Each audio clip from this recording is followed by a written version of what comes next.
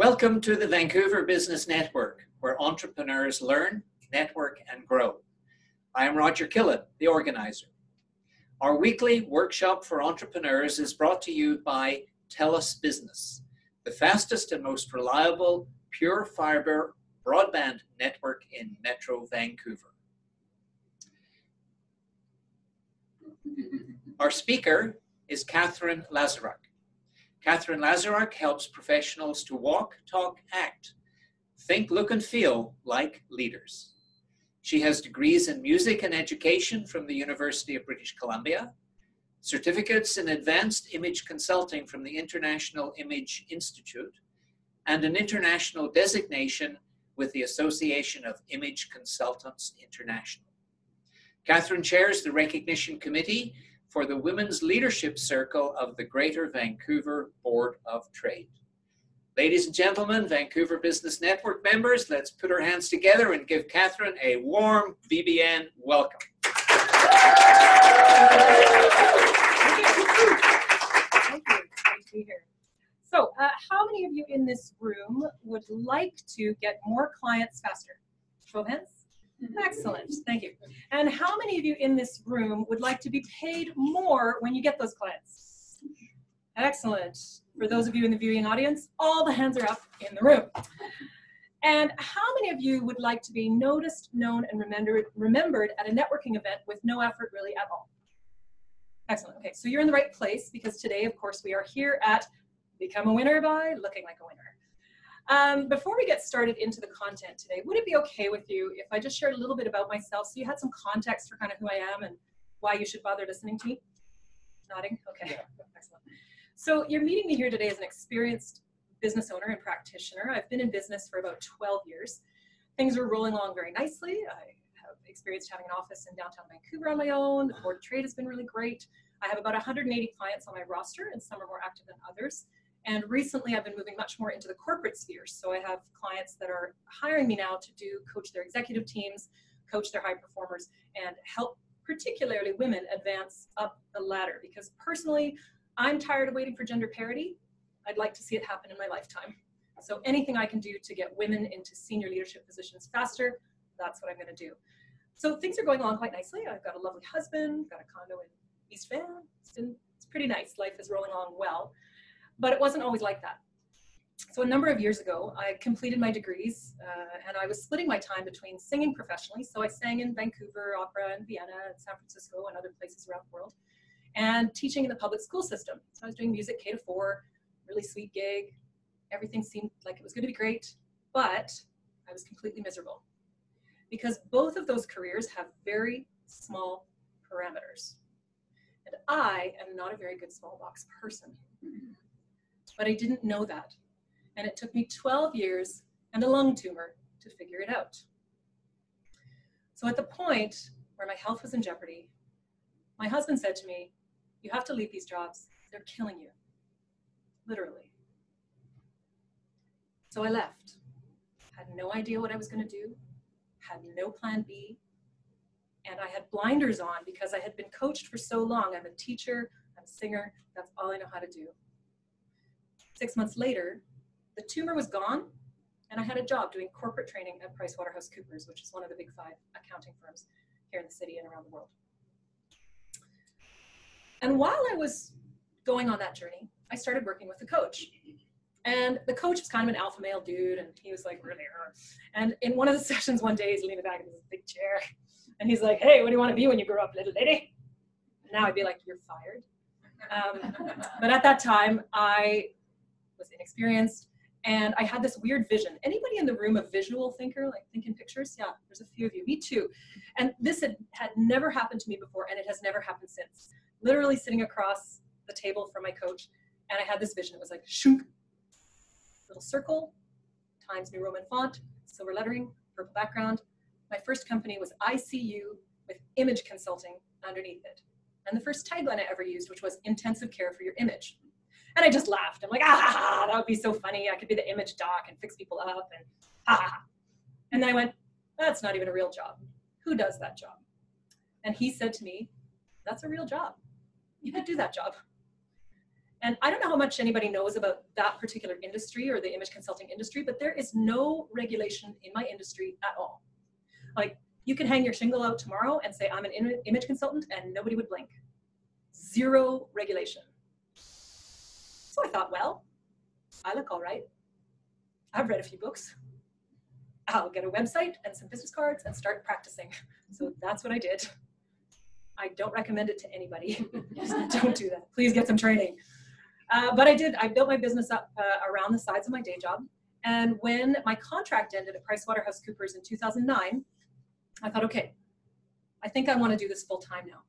So I went to Toronto and I did my certificates there at the International Image Institute.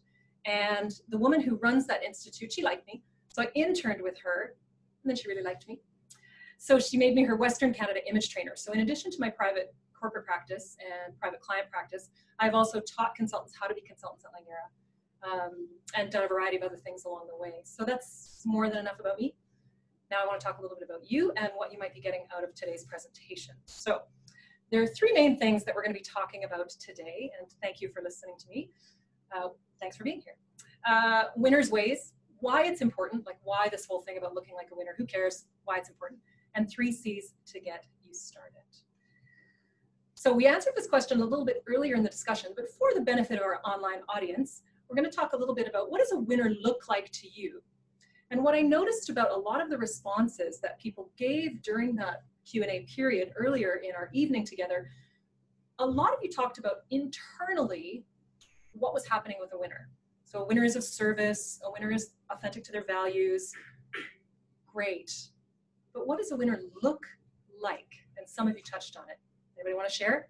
What does a winner look like? Confident. A winner looks confident. Okay. And what does that look like? Erect. They're erect.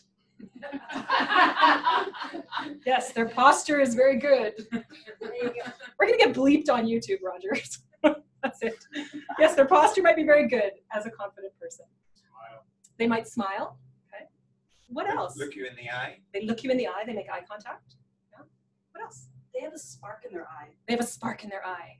Winners have sparks in their eyes. Okay. Beautifully dressed. They might be beautifully dressed. What else? Anything else? Well coiffed. They might be well coiffed. Yes. They listen. They might listen very well. Okay. What does that look like? Being with the other human being. So they're being with the person, but what does it look like? They're naturally curious about what the other person's story is all about. Okay, so they're naturally curious about what the other person's story is, but what does that look like? Intense. They look attentive. Interesting. They look interested. They look engaged. Okay, and all of those words mean different things to different people. So today we're going to talk a little bit about what does that look like? Because we all know what it looks like. When you walk into a room and you see someone full of energy, full of charisma, you're like, who's that? I want to get to know them. Looking like a winner. So winners are leaders.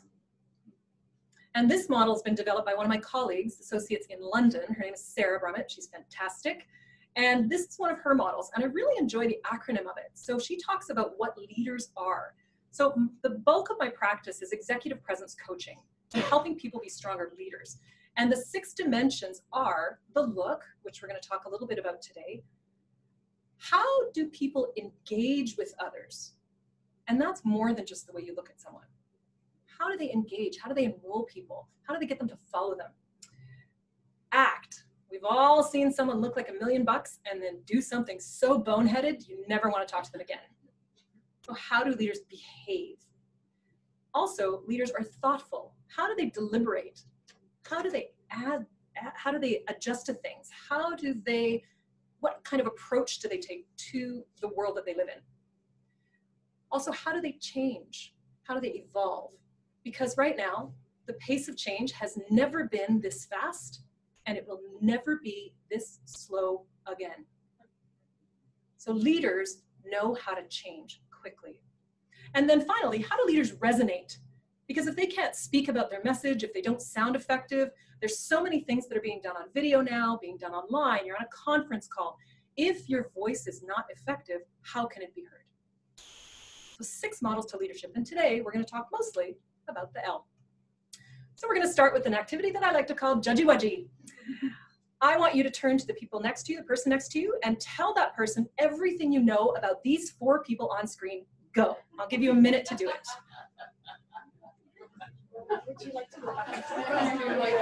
For those of you in the viewing audience, you're going to hear a lot of noise in the room. I'm going to round them back in a minute.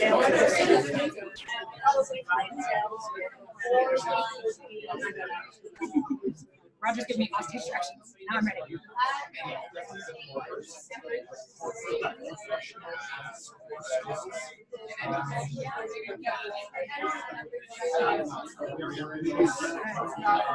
30 seconds.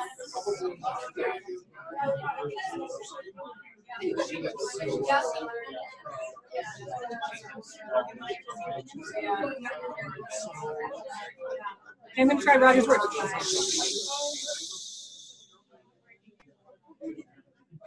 That worked pretty well. That was good.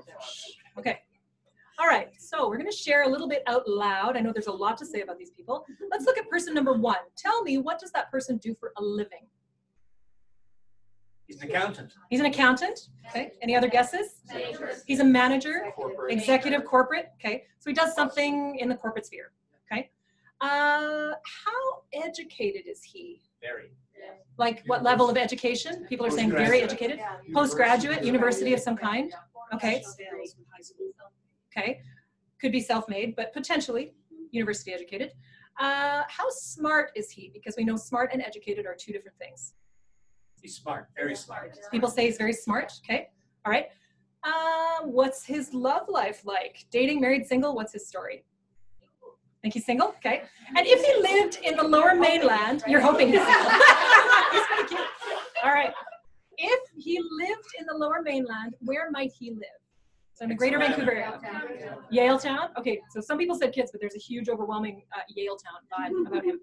What kind of car does he drive? Drives an Audi or a Mercedes, some kind of luxury vehicle. Okay. Does he own it or lease it? He leases it. Okay. All right. And how much money does he make? Just ballpark. 250K? $250,000? Okay. All right. Let's look at person number 2. What does she do for a living?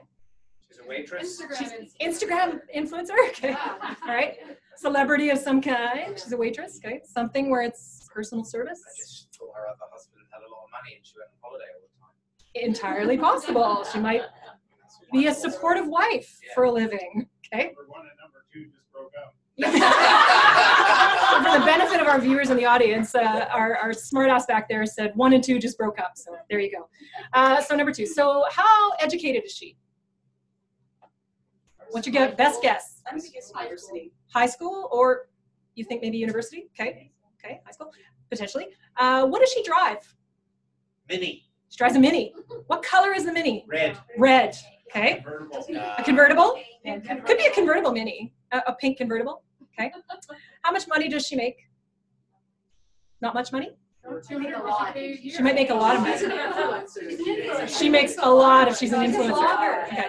Might be a blogger. Yeah, makes a lot of money if she's a blogger. Okay. How smart is she? I think she's shrewd. You might think shrewd. Yeah. Okay. Okay. All right. Let's take a look at person number 3. Oh, I forgot to ask about her dating life. What's her love life like? Dating, married, single? Pretty active. Colorful. Active. Colorful dating life. All right. Okay. Person number 3. What does he do for a living? Coder. IT. Some people said student as well. So a few different things Forex in there. trader. Forex trader. All right. Right. If he lived in the Lower Mainland, where might he live? West End. West End, maybe. East. Who does he live with? His mom. His mom. They might live with his mom. Okay. What kind of car does he drive? He doesn't drive a car. Okay. Car share. Bike. Okay. Car share, potentially. How much money does he make? He's in debt. Or 450,000. Or maybe a lot, depending. How well liked is he? He's well liked. People like him. Okay. What's his dating life like? Single, married? So many girls. So many guys? Yeah. So many girls. Girls and guys. Girls and guys. Yeah, It's just fine. fluid. You never know. Okay. Could potentially be fluid. All right. Okay. And person number 4, what does she do for a living? Real estate agent. Real estate? Accountant? Yeah, real estate. Okay. Financial advisor? Something professional again as well. What kind of car does she drive? Toyota. Okay. Is it a sedan? So Toyota was No what you way. said. Someone says no way. We got a Yeah. debate going on. She's got a good car. She's got a good car. Yeah. 350 blue check. 350 Blue Tech. Okay. Is it a sedan or an SUV? SUV. Dating, married, single? Married. Married. Kids, no kids? 2 kids, 1 dog. 2 kids, 1 dog. Okay. And if she lived in the Lower Mainland, where would she live? Carrisdale, West Side. Okay, potentially. How much money does she make? Okay. Way more. 250, $250,000. How educated is she? Very. Okay, very well educated. Okay, smart. Yeah.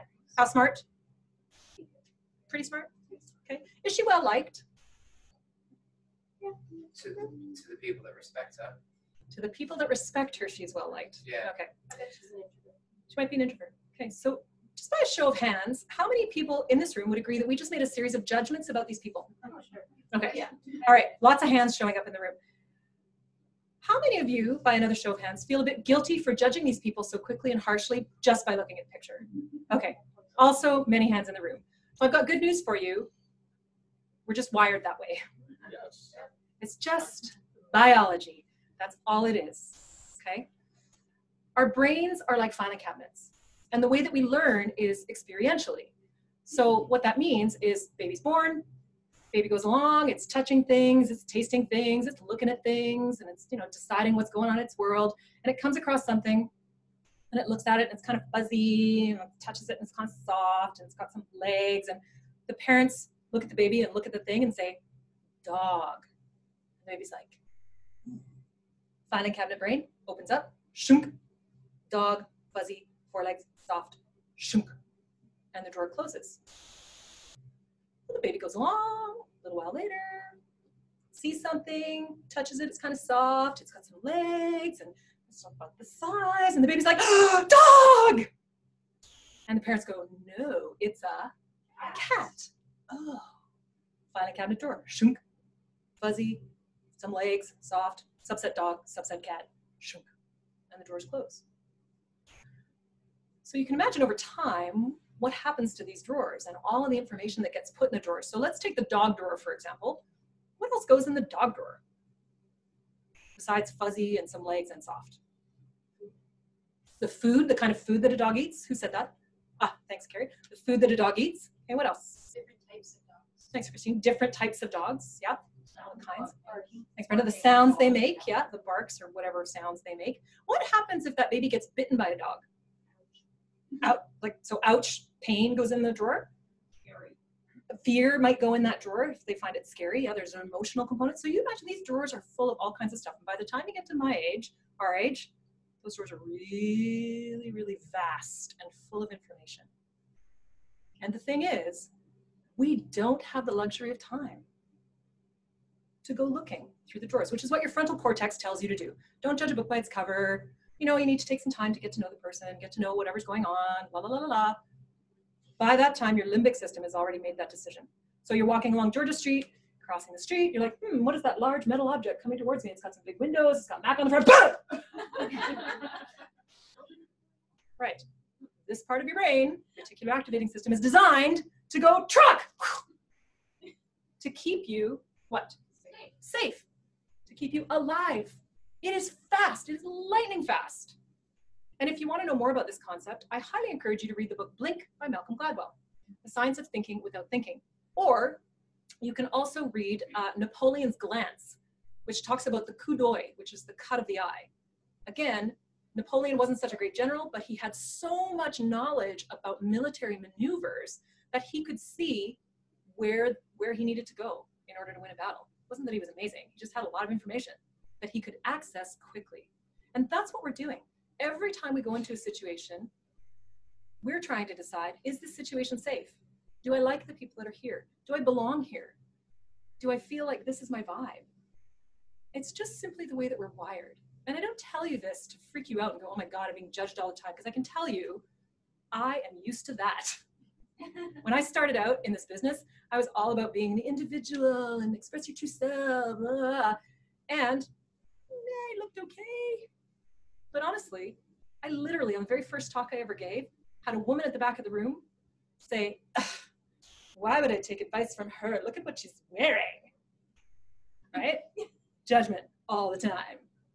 So it's advantageous to you to understand how it works. Just like if you want to learn how to be a better business owner, you're going to track your numbers, and then you should know how to do that. If you want to be a better coach, then maybe you're going to go to the ICF and take some courses and be better at that. Maybe if you're going to be a better trader, you're going to take some finance courses. You're going to be better at that. If you're going to be a better negotiator, you're going to go talk to Carrie Gallant because she's a great negotiation coach, right?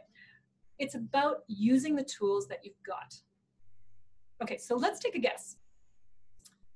If you had to guess how much of your success was based on your skill set and how much was based on your presence, what would the ratio be percentage-wise? Anybody want to take a guess at that? Like 80-20, 80 skill set, 20% presence, okay? What else? Somebody could think the other way around? 60-40. 60. 60 skill set, 60 presence, 40 skill Okay, set. so it's more evenly divided, 60 presence, or 60 skill set, 40 presence? Or you went the other way around, 60 presence, 40 skill set. Yes. Okay, any other guesses? I'll try 75 on presence. Okay, getting closer, 75 on the presence. It's actually 85-15. And this is not a new idea. This particular statistic is extrapolated from a study that was done for the Carnegie Institute of Technology in 1918. This idea has been around for a long time. So all of the things that everybody shared earlier about I'm really good at what I do, and I really believe in what I do, and I really want to make an impact in the world, well, that's great news. But the bad news is nobody sees that when you walk in the room. So a lot of the work that I do with people around their presence is reflecting all of that great stuff on the outside so that people know who you are the minute they see you. And why is this important? Don't take my word for it. More stats. Attractive people, attractive being a very wide umbrella. So attractive is not just your physical attractiveness, because if it were, people like me who are like a solid 6 would really be in trouble, right? Have to work way harder to be attractive. But attractive is physicality, but it's also your energy. It's also the way you put yourself out in the world. It's what you do, it's what you believe in. It's all of those things that are combined. So attractive workers are considered better at what they do, whether they are or not. How many people in the room have had somebody promoted above them that wasn't very skilled, but looked really great?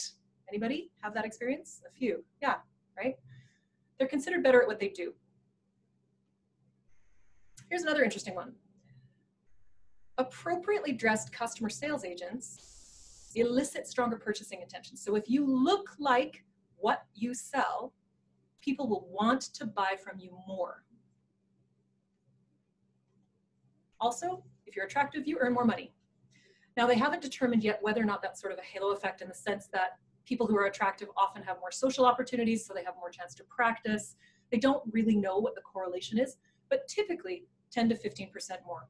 So I had a client who was a consultant, and bless you, and had a client who's a consultant. And so her conversion rate on her sales meetings used to be about 55 to 60%.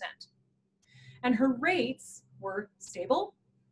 And so after we worked together, she discovered that she raised her rates by 33% and her conversion rate went to 100%.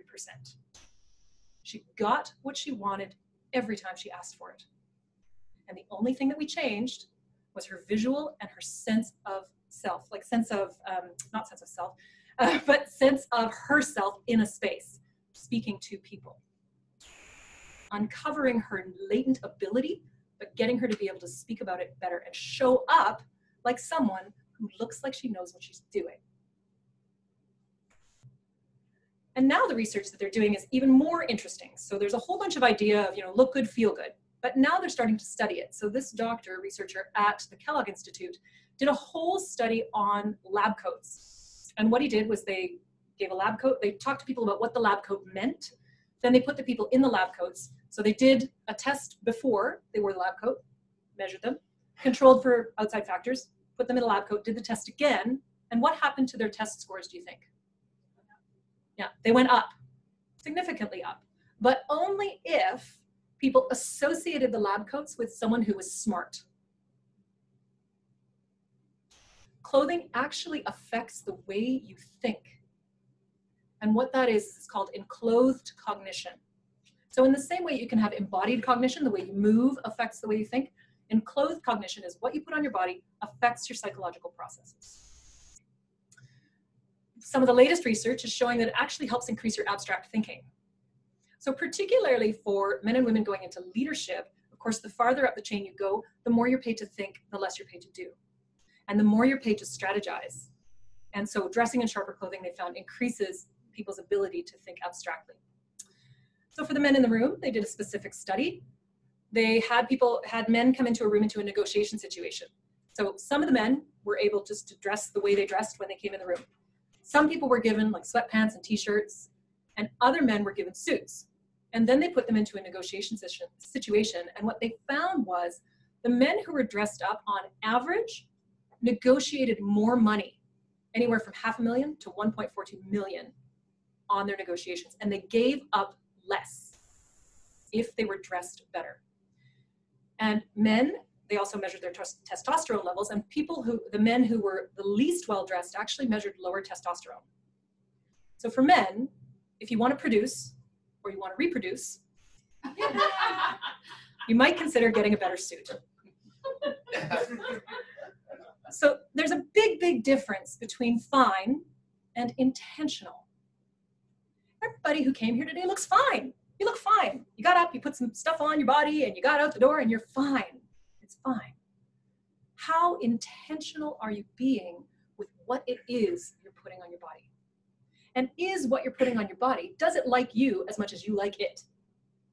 So that's a lot of what we're going to talk about today. So thinking about your own practice or your own business and the work that you're doing, what do you want people to think about you when they see you?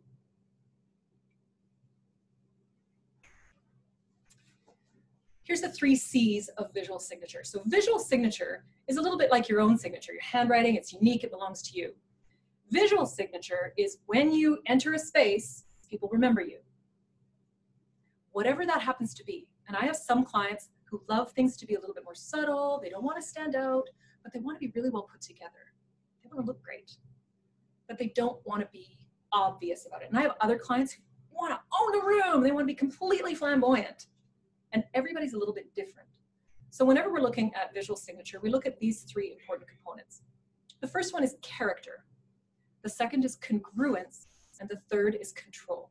And we're going to go into each of those in a little bit more depth. For character, one of the questions that I always ask my clients is, what do you want your customers or your peers or your superiors or whoever your target audience is, what do you want them to consistently get about you? What do you want them to know about you? And can you describe that in 5 words or less? So if someone asks me, they're like, okay, well, what is your personal brand, right? I typically will say to people, I'm firm, fair, fierce. And people go, oh yeah, that makes sense, for the most part. So can you think about what is it you want people to get? Because I want people to understand that I'm firm. I believe what I believe. I stand for what I believe in. I'm fair in the sense that if you want to challenge me, if you got something else to say, if you have a persuasive case, then I'm happy to consider it. And I'll change my belief if it makes sense. And fierce means you better believe that if I believe in something and I want it to happen, I'm coming to get it. I'm going to go down swinging. Firm, fair, fierce. And then what happens is I look at everything in my business and everything in my life with that lens. So this kind of idea with thinking about your visual signature, it's not just for evaluating what goes on your body. It's also, is this carried through all of my marketing materials? Is this carried through all of the details that surround me? What is it? So in thinking about your character, what do you want your customers to consistently get about you? Would anybody like to share what it is that they want their customers to consistently get about them? Crickets. Oh, okay. Kim in the back. I have 3. Okay, 3. I try to always exude Okay. confident, positive, and professional. Okay, so for our online audience, that was Kim, and she said confident, positive, professional. Okay. So in thinking about how to convey those things, the next piece is congruence. So whatever it is that you want to convey, how do you show it visually? So thinking about, let's say, confidence. So you want people to think you're confident. Visually, what are you going to do to make that come across to people? Some of it we've touched on already. What can you do to look confident? You might look people right in the eye, say, hey, I'm here. Right? Not in like a weird staring, like right? Not like aggressively intimidating them, right? You might look people in the eye, hey, I'm here. Right? Open posture. An open posture as opposed to a closed posture. I see that a lot in networking events where people get very closed in their body language. Either they turn away from something or they close off their body in some way. So an open posture, to be able to stand in front of an audience or stand in front of people and just be standing without your arms folded, without your hands in your pockets, without fidgeting and buzzing around. You end up looking confident. Palms up. Yeah, Roger's saying that palms up. So instead of having palms down, instead of using your hands in weird ways like Talladega Nights, I don't know what to do with my hands, right? Palms up as you go through, right? Okay, what else can you do to look confident? You're speaking. Erect. Erect. There's that word again. Stand up straight. Yes, your mama would be proud. What else? Dress smartly. Dress smartly. Okay, so we're going to talk about that a little bit. We're going to go deeper into that, dressing smartly, because what does smartly look like? If you want to be confident, what does smart look like? You care about your appearance. That you care, right? That you might have put some effort into it. Yeah, smart. Okay. So let's take a look at if you want to show somebody you're fierce. What do you do? What have I done that's fierce? Potentially. Facial expressions. My facial expressions. I know, I'm like a Muppet, right? It's like super entertaining. This is why, it's so fun. Anyway, okay. Go back to character. When we talk about the other things, I'll go from there. Yes, animated potentially. Okay. What else? Challenging. Challenging. Yeah, that's true. I can be very, very challenging. All of my friends say to me, they're like, if I want to know the answer, if I don't want to know the answer, I just don't ask you, because you'll tell me what it is. So there's a bit of challenge there. Yeah. Intentionality in your speaking. Intentionality in your speaking. Yes, exactly. You know what you're going to say. You say it clearly, and you're finished. Assertive. Assertive. Okay. What does assertive look or sound like? Assertive sounds like you make a point and you're more than capable of defending it. Okay, you make a point and you're more than capable of defending it. So some of that comes actually with your resonance, with the tonality that you use in your voice. There are certain things that sound more confident than others in tonality. And the way the world operates now, typically all of our confidence and leadership behaviors are based on traditionally male behaviors or masculine behaviors. Because in our paradigm right now, that's what leaders typically have been. So whenever we think of what does a leader look like, or what do they sound like, or what behaviors do they engage in, they're often masculine behaviors. So that's where you'll hear a lot of speak low and slow, stand straight, be firm, be decisive. And what I find really interesting about today's political climate is the shift now for all my wonderful, fantastic alpha males who I love. They're so fun. They come in to see me and they're like, oh, I got people to come in and do the job I pay them to do and go home.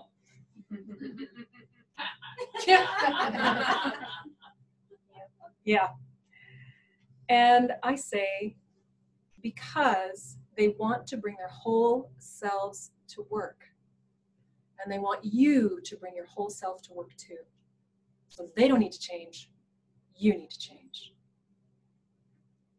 And that means looking for other things that are potentially leadership behaviors. So when I talk to women about leadership and talk to champions of women who want to promote women, talk about what other kinds of things are typically considered feminine, collaborative behaviors, different kinds of speech, and getting beyond those things to see the leadership potential in people, particularly in young women.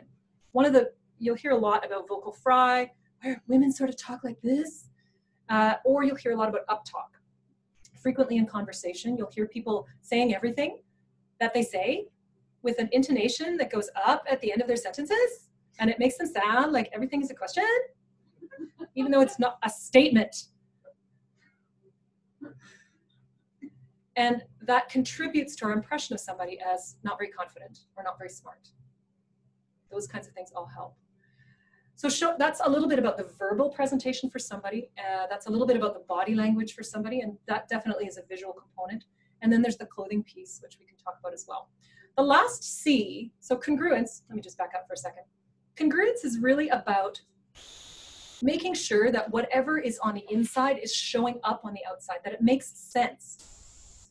So for example, if you're a Reiki practitioner and you show up in a 3-piece business suit to the Reiki studio, and people are like, what? Right? It doesn't make sense. And maybe here's a great example. So when I was in the opera, I was dying to be the third act diva. I totally wanted to be like the fainting on the couch, Alfredo, save me. But I am the naughty chambermaid. I'm like Donkey in Shrek. Right? I'm like super animated, I'm sidekick. No one's ever gonna buy me as the third act Shrinking Violet. Not gonna happen. And the sooner I figured out that this container is much better suited to Donkey in Shrek, the easier everything was. So it has to be congruent. It has to look like you. Really what's going on the inside has to be on the outside too. And finally, you want to control your messages because we don't live in a vacuum. And control is that sweet spot between what you want to say, but what people expect of you. I'll never forget my transition from free, express yourself, like Danish designer, asymmetrical, crazy hair wearing consultant that I was. I'd been hanging around with a lot of glamazons, tall with all the makeup and all the hair and the nails that are 3 inches long. And I'm like, okay, well, I guess that's what being a woman means. I guess I'll have to grow my hair out now. And just got kind of like confused about what I was doing. And one of my dear friends came in. She was doing a session with one of my clients. And she looked at me and she was like, what is going on with that? And I'm like, it's fun and it's funky. And then she's like, no, that's just sloppy now. Because Vancouver, very casual city, very easy to wear street pajamas here every day. Like super comfortable. And I gained a bunch of weight. And I was just like, And so I phoned my friend in Ottawa, who's a consultant as well. And I said, you gotta help me. I'm stuck. So she came to town. She was in town for a conference with her husband. And she worked me through some of her stuff. And she said to me, she goes, there's an element of elegant about you. And I was like, whatever. Because to me, elegant is very polite and you're quiet and you're Grace Kelly, right? Immaculate. I'm like, never gonna happen. And she goes, no. She goes, think of it this way. You like things to be finished. You have attention to detail. And you have way too many products. She stayed with me at conference in the same hotel room. She goes, you own way too many hair products and skin products and makeup products and stuff to ever be a true natural who is comfortable in that kind of like sloppy sort of thing. So I had to really challenge myself and say, okay, what's happening here? And I went into my business consultant and I was super excited. I was like, yeah, this is gonna be great. And I go in and I sit down and I have my 5 subject Hilroy spiral notebook, the ones that you can write on either side, and I flop it down on the table and I'm ready to take notes. And my business consultant comes in the room, leaves the room, comes back into the room with one of those hardcover moleskin with the, the bookmark, puts it down beside my 5 subject Hilroy spiral notebook and says, you're going to transfer all of your notes from that into this, and I never want to see that on my table again. And I was like, but this is so practical. It's so great. My clients love how practical I am, and I'm so down to earth. And he goes, what kind of consultant are you again? I went, right, I'm an image consultant, which means people are going to expect me to look a certain way. And I can tell you that now, if I tell somebody what I do, I say, well, I'm a leadership presence expert. They're like, oh yeah, you are. But only because I had to come to terms with what people expect. So they expect me to be put together. I should look like a little bit elevated. I need to look a little bit interesting or current, right? I need to look, there has to be something that stands out a little bit about me whenever I go into a room of any kind. And it also has to jive with what I want. So if you told me that I had to wear high heels every day, I would say, not gonna happen. It's not gonna happen. I don't wanna do that. Right? If you told me I had to wear like super flowy dresses or like some like really tight, like I had to wear Spanx every day to get into my clothes, no, that's not going to happen. So as entrepreneurs, thinking about, okay, what do I want to show, who am I at the core, how am I going to have that come out in the outside, but also what are the expectations of me out in the world?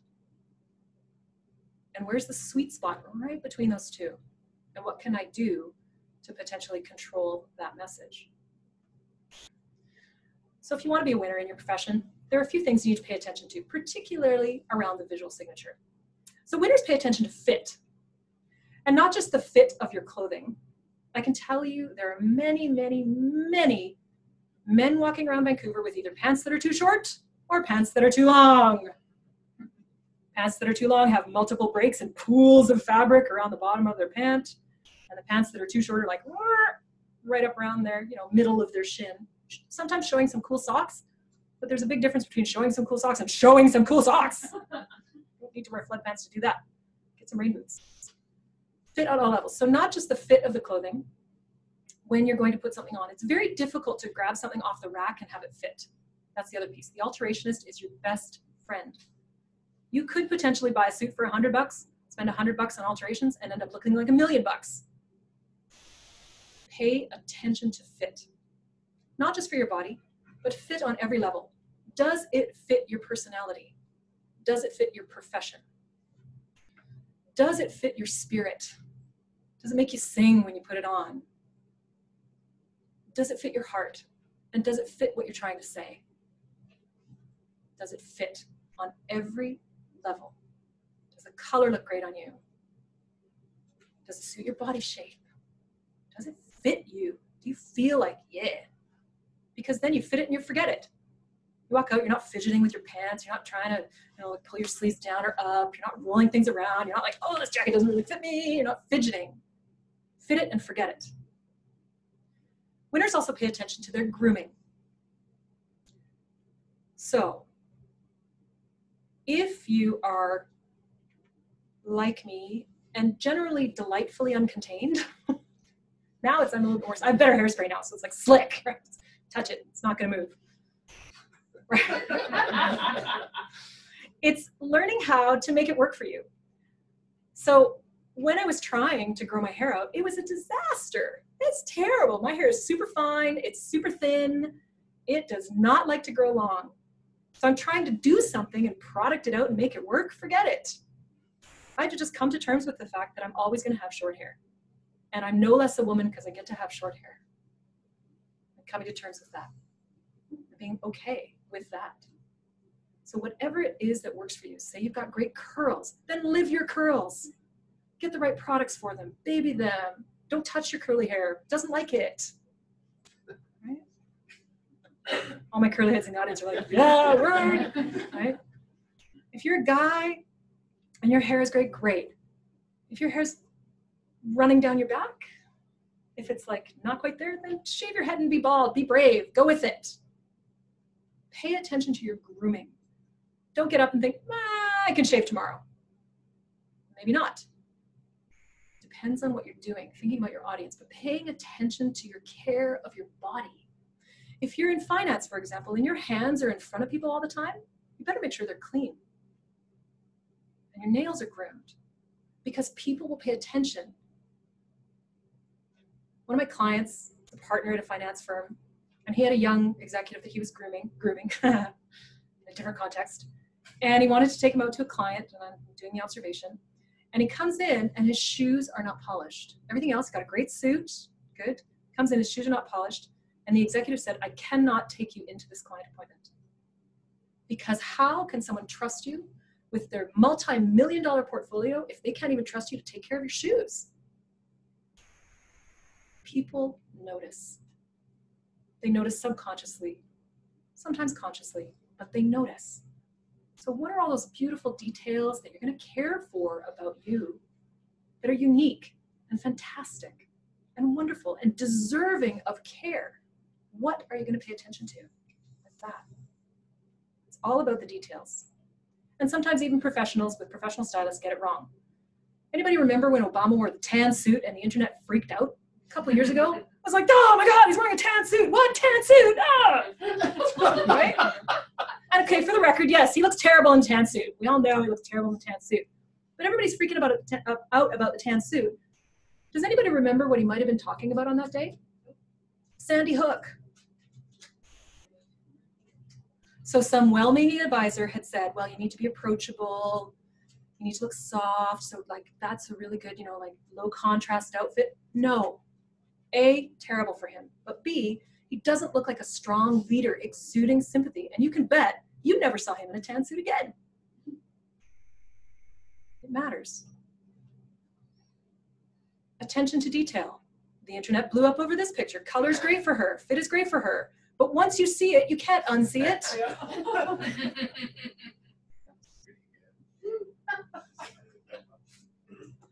Attention to detail makes a difference. So in everything you do, how do you stack up? And we're going to talk more about that when we take it offline, but how do you stack up? How are you doing right now compared to how you were yesterday, how you want to be tomorrow? How are you doing? What's going on with those details? Are you really in alignment with your profession? Are you showing up confidently? Lots of you are so well-intentioned. I'm watching you speak and you're like gung-ho about the service you want to do and the impact you want to make in the world.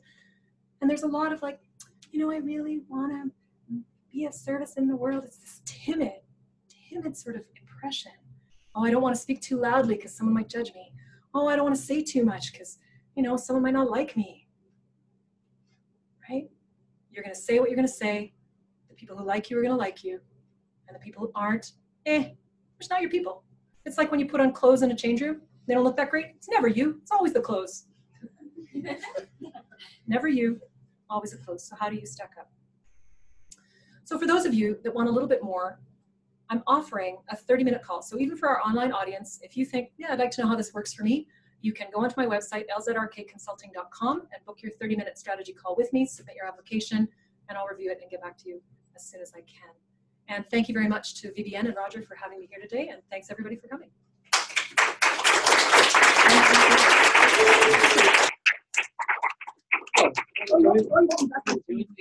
Katherine, thank you so much for the information you've shared with us. I've always known that first impressions really mattered, and now I know how to actually translate that into something positive. And thank you also to TELUS Business. Without your help, this reproduction would not have been possible. Thank you all.